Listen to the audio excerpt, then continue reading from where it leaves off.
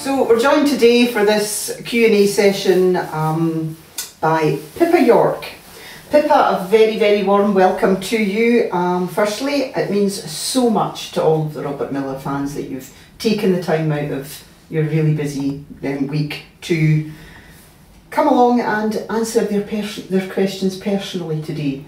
They're a great bunch of people, aren't they? They're so enthusiastic. I'll try to answer them personally. Robert. And thanks also to Drew Wilson, who is our host today. He's a former pro cyclist himself and owner of Visualbikefit. And it was Drew that commissioned the lovely mural of the already iconic mural of Robert Miller, which is at the front of his studio here at the foot of the majestic Campsie Hills. So, right then, Pippa, if you're comfortable. Right, now we've got the last of Keith's questions here. Throughout your career, did you encounter a climb as severe as the Crow Road? Now, Keith really wants you to answer no to this because it'll make him feel an awful lot better. The usual answer to this is, or the usual question about the kind of domestic hill is, how hard would that be in the Tour de France? And it's quite a brutal answer actually, because it might make a third category climb at the Tour. Right. So from the it would be a third cat climb on a mountain stage. Right. It wouldn't really hurt you. Yeah. Okay. But I don't think people realise the level that you're at. When you reach pro level and you can climb really well, the hill is not enough. The hill isn't the deciding factor on how much it hurts. It's how fast you go up it. So I could go up the Crow Road, as a pro biker 10 times. Yes. In a day, and well, and as long as I kept a reasonable pace, it wouldn't really hurt. Yes, my goodness. Because it's ridiculous the level that you have. Yes. But I could go up it once in a race and it go up it really fast and it would hurt. But normally, something like the Crow Road, especially the side, this side, the Lennoxtown side, it's slightly harder than the other side. But it doesn't, compared to something 2,000 meters, it doesn't stop you. It'd be a warm up. Right. Oh dear, Keith. It would appear you've got quite a bit of work to do, mate. So Ben Green asks, did Pippa do much mountain biking back in the 80s and 90s? And if so, any competitions? And what he's saying is, it would have been difficult to fit it into the road calendar, but I'm interested in wondering if there was an interest, especially given the combination of exceptional climbing ability and growing up in Scotland. When did mountain bikes appear? About halfway through the 80s. So I had a mountain bike, but we didn't do any racing. Right. Just because it's too dangerous mixed in with the road racing. So of course. Because I wouldn't have the skill to, if there was a single tree, I would hit the tree. The classic thing. So no, so I didn't do any racing. I did some racing afterwards when I stopped being a pro bike rider in Europe. But even then, I didn't have the skill, to avoid things and not fall off. Because I didn't have the flexibility or the bike handling skills, because I didn't need them to do what I did. Yeah. And I used to ride, when I had a mountain bike in the 80s, I would just ride it in the winter through when there was too much snow on the road from where I lived. Then I would just ride in the forest. Right. But I wouldn't ride it on the road, really ride it on the road very often. I might put slick tyres on it and ride it on the road a couple of times in the winter, but not very often. Right. Okay. Our next question is from Drew Wilson, our host today at the Visualbikefit studio, and he's asking, what is your most treasured cycling possession, and what's your most treasured personal possession? So the second one is easier. My most treasured personal possession is my health. Right. I was sure you were going to say your cat. No, it's my health. The cat will be, the cat will eventually pass on, but hopefully my health won't. I'm not that attached to things. Kind of material things. And as for kind of bike stuff, I don't really have one. Oh, right. I don't. Maybe the kind of thing I like having the most would be my Campagnolo 41 inner ring. That's probably about as nerdy as I get. Right. Because not many people have one. Uh-huh. But it's not worth a lot of money, and it's not kind of iconic. To me, it's iconic because you only got a 41 in a ring when you reached a certain level with Campagnolo, and I reached that level, so I got given the mythical 41 in a ring that nobody wasn't available in the shops and only available to the top pros. So I've always had it, and I've never thrown it out, and I probably never will because it's just a nice thing. But the rest of the stuff, no, I'm not that in. I don't look at cycling stuff in the same way. It's not the same as when it's your tools as when you have to buy it.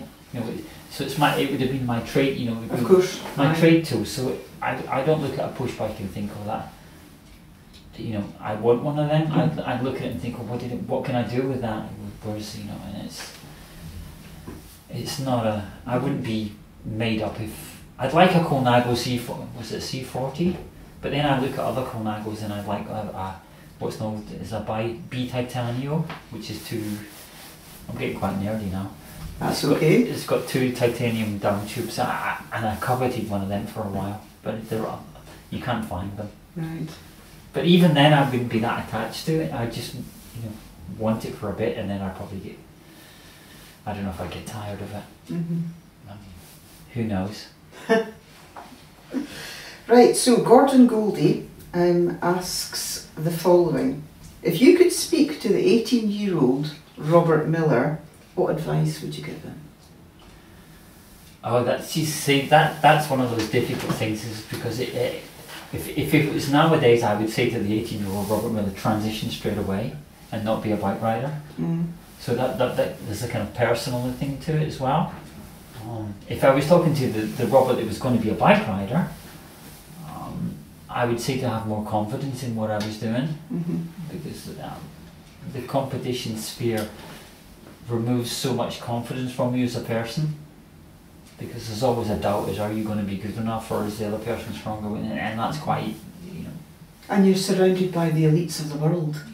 So it's quite often it would come to a question of confidence, and is this the right move to follow, or is it the right time to make an attack, and all that kind of stuff sucks the life out of you in a kind of confidence way. Yes. So although I would be in the front in bike races, I would never be totally confident. Right. Although that looks, that sounds strange, because I'd be in the front.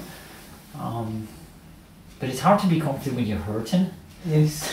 Yeah. And you can't be in the front without somebody hurts you. So I'd probably be more confident. Right.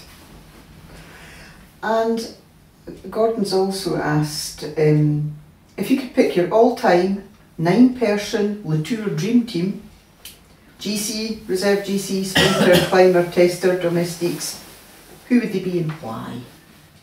Oh, GC. Well, GC, Bernardino, an animal of a person. In tenacity, you mean? Or? Just an animal of a person on a bike, eat anybody. And I'd be tempted to say Greg LeMond is the kind of, backup, but there'd be too much friction between those guys. So I would probably say, Charlie Motte would be better fit with Hino as a team leader. And then you come down to climbers who are useful. So not just climbers who can climb, but climbers you can put on the front for 100 kilometers if it comes to that. That's quite difficult, there's a whole heap of guys who could do that. Are we limited to the 80s, or is it just anybody? I think it's anybody. All time. All time. Oh, who could I put on the front for 100k? Not many, that actually. I think I put a Colombian in there just for the novelty factor of it. But you need a strong. I'd have to really study that. Right. Well, perhaps that's a sprinter. You know, if you sprinter who can manage themselves.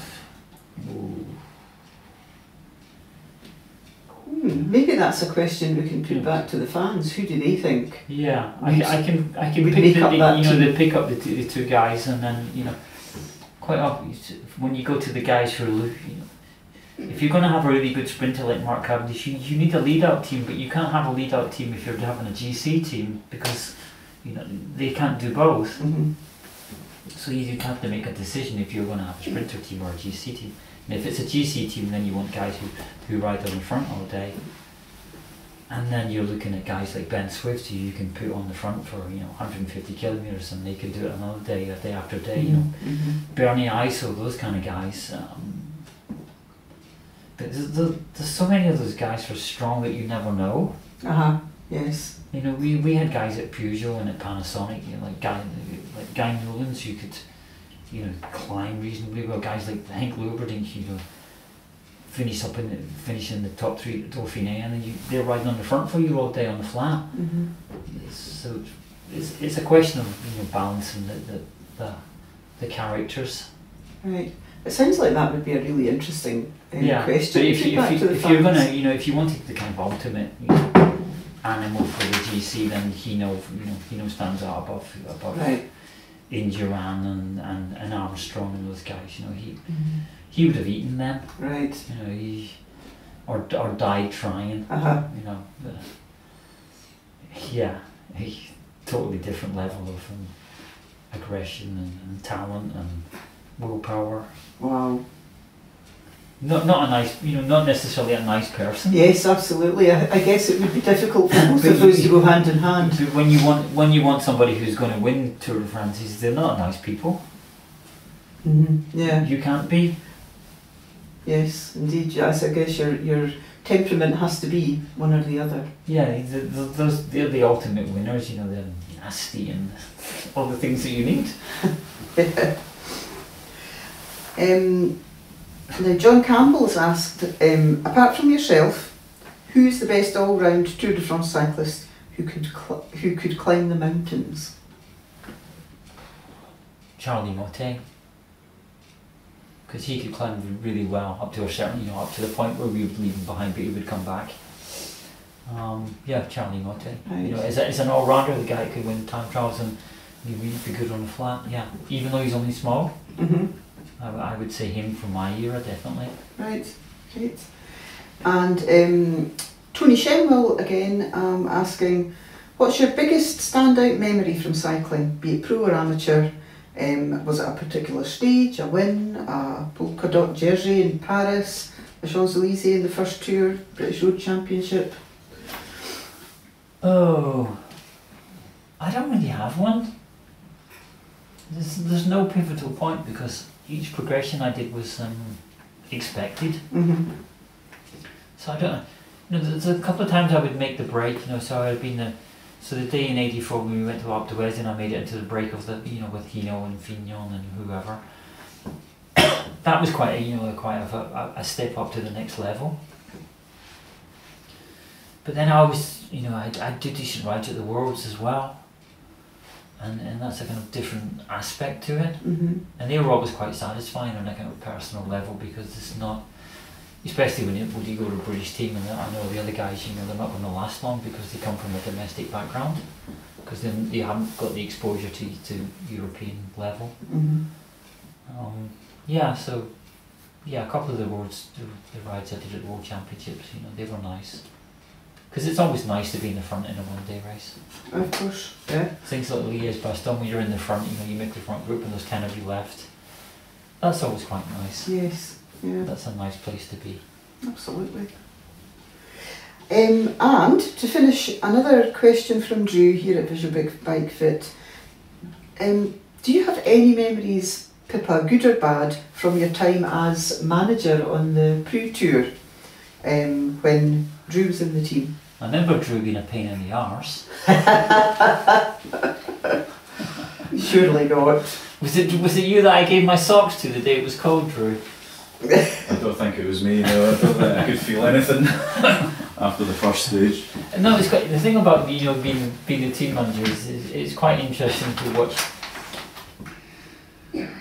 because they're at racing domestically. They're not at the level of the race, and it's quite interesting to watch how they deal with that. And because it wasn't something I experienced, you kind of wonder how other people deal with getting a battering every day.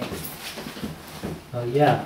But I think it's all kind of one of those things you learn. Would I want to do that all the time? Probably not, but it's nice to have done it and kind of see how it functions and see how the whole kind of race convoy interaction goes on. Yeah. Because it's a different world behind the bike races that is in the bike race. Yeah. So that was quite interesting. Because from an outsider's perspective, I would kind of see that as a progression when you have in your lifetime. You would imagine that if from being a rider you would want to move into the other side of the competition and then be one of the supporters or the followers or whatever you want to call them. The guys in the cars. I never wanted to do that because was it everything or nothing? Really? No, I didn't have the skills to do that, and I didn't want to do it. I didn't. There was one time in a bike race in Spain, and I stopped and I got in the team car and we were going up a mountain, or something. It was just kind of average hill, and we were passing riders, and I'm in the back of the car thinking, oh, I've stopped now, I don't feel well, whatever. And I remember passing riders and they looked like death warmed up because they'd been dropped, and I thought, that's dreadful. But you can't think like that when you're the team manager. You can't think, oh, that's dreadful, because sometimes you ask your riders to be in that state. Yes. And I couldn't do that.